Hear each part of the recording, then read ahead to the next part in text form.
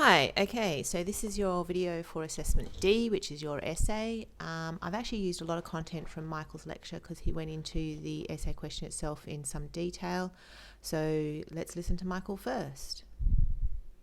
Okay, so I'm going to move quickly on to the essay question just because I did want to talk a little bit about this in some detail and give you an opportunity to ask me questions, but we will also have time in tutorials to talk about this. So we've got a quotation here as the starting point for the essay, which is really just as a way of trying to get you to think about, the concept of the sociological imagination and plug into that understanding of what Mills is trying to do with conceiving of the sociological imagination. So remember from reading that particular chapter, Mills was really quite interested in identifying the sociological imagination as a tool for thinking about how agency and structure actually impact upon social problems and social issues, right? So if you remember from that particular reading, he talks about unemployment as being something that was, something that an individual could experience, but it also could be something that was more broadly kind of connected to a larger kind of social structure like the economy, right? And the sociological imagination is the thing that allowed him to kind of think about how those things can actually be connected, how we can think about a particular issue, a particular experience, and how we can pivot back and forth between the individual and the larger kind of structural situation. Now, this quotation here, I think, really is trying to get you to think about, we've got the sociological imagination allows us to grasp history and biography and the relations between the two within society. So you want to kind of think about again, the individual and the kind of historical context in which people are situated. And this allows us to kind of, again, provide insights into what we're looking at.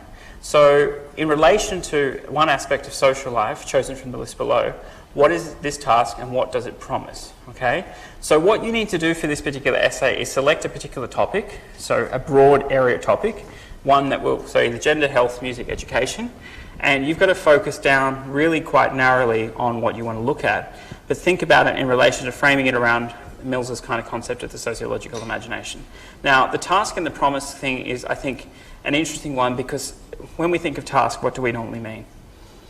If somebody says this is a task. Sorry? Something you have to do, yep. A task, yep. Anyone else? No one else? No one else has anything to say about this particular essay question? Yeah? Yep.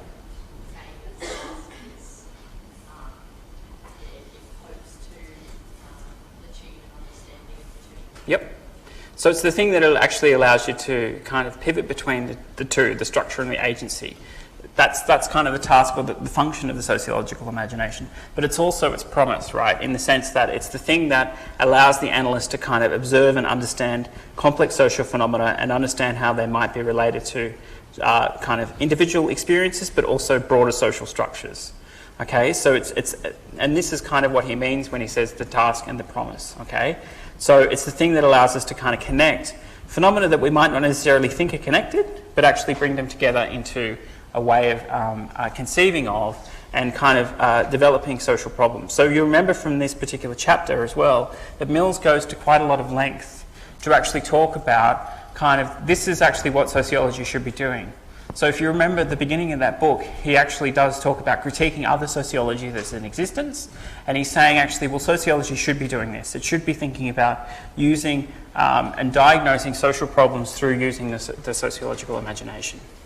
Okay, so it shouldn't be interested in kind of, what he calls abstract empiricism and other kinds of things that sociology was interested in that period. But it needs to kind of grapple with, again, that relationship between structure and agency, or the individual experience and the broader kind of social structures that are in a particular context. But you've got to do that in relation to one of these areas. So in relation to health, in relation to gender, in relation to music, in relation to education. So the idea of this is that you actually get to select something and investigate it further and go down into a deeper kind of analysis of that particular thing. But keep in mind that you actually don't have a lot of space to play with. You've only got 1,500 words, so it's kind of quite constrained and short. But I would suggest that you go with something that you're interested in. I haven't included class here because it comes a little bit too late in our sequence of lectures. So I've kind of tried to keep it to the next kind of 4 lectures. And what you need to do is kind of think about developing an idea in response to not only the quote, but the particular area that you've selected as a kind of concept. Okay, so now that Michael's told you how to understand the question and engage with it, this is just a quick recap on how to write an essay.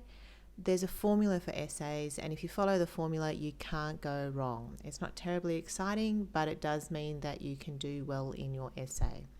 So introduction, context, analysis, conclusion. This is kind of how it rolls.